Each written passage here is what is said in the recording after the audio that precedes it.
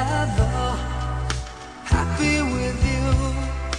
I know I'll be, someday you'll find me, so that I'll belong to you. Prepare yourself so to receive the love that I give you. Happy to share.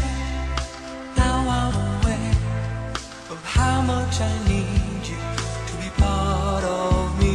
Oh, can't you see that?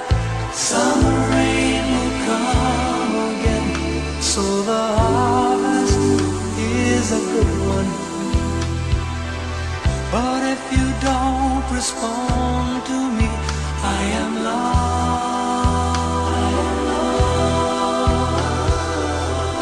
You're the only hope I have to bring forth the fruit in season. Now I know I need it to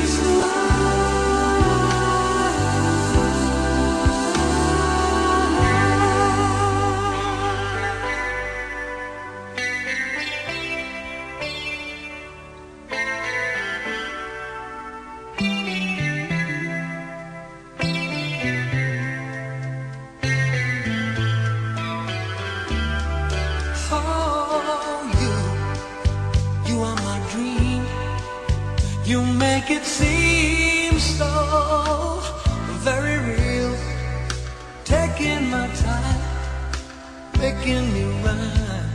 When I'm waking again to find I cannot see the one to whom I call, that I may be no more alone again.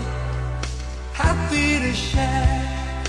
Now I'm aware how much I need you to be part of me. Oh, can't you see that? Summer rain will come again, so the harvest is a good one. But if you don't respond to me, I am lost.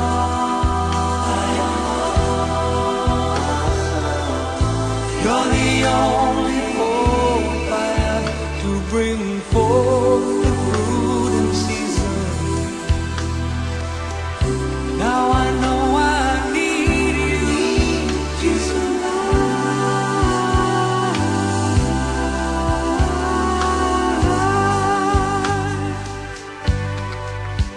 Ooh, you're the only hope I have to bring forth the fruit in season. Now I know I need you to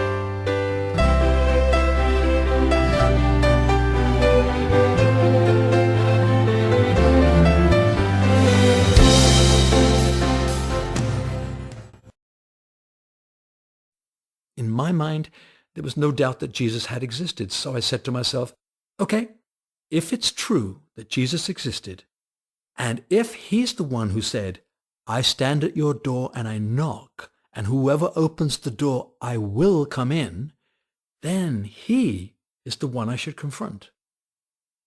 I lay on my bed one night with these words going through my head. The honest fact is, I was trying to prove Christianity wrong so that I could say thank you and goodbye. But this one proved hard to dismiss. And I thought, Jesus is trying to get into people's lives, but he does not force entry. He loves, so he isn't going to come in unless I invite him to. And so that night, staying at Bill Latham's house in Finchley, I finally thought, all right then, I'll say the magic words.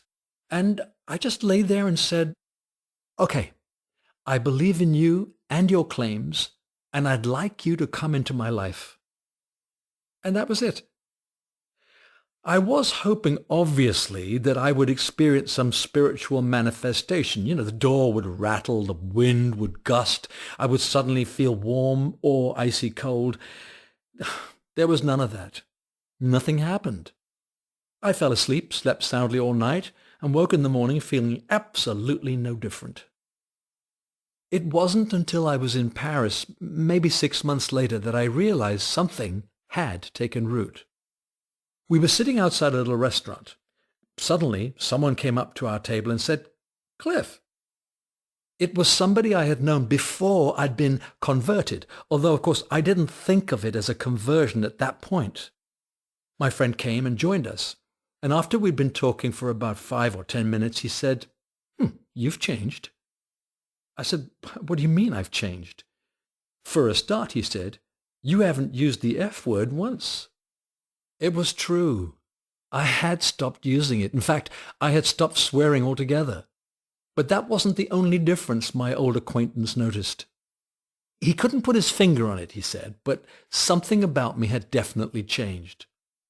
I didn't know what he was talking about, but that night in bed, where I do some of my best thinking, I came to the conclusion that the only possible explanation for any change in me was that something had happened that night in Finchley.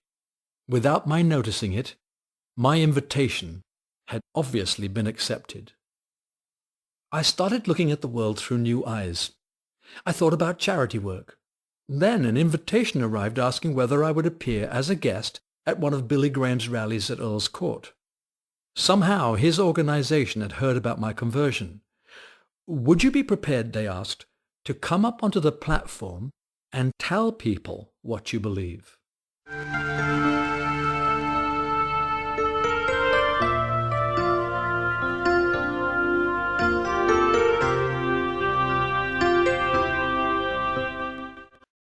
I'm an enigma, and I'm loving it.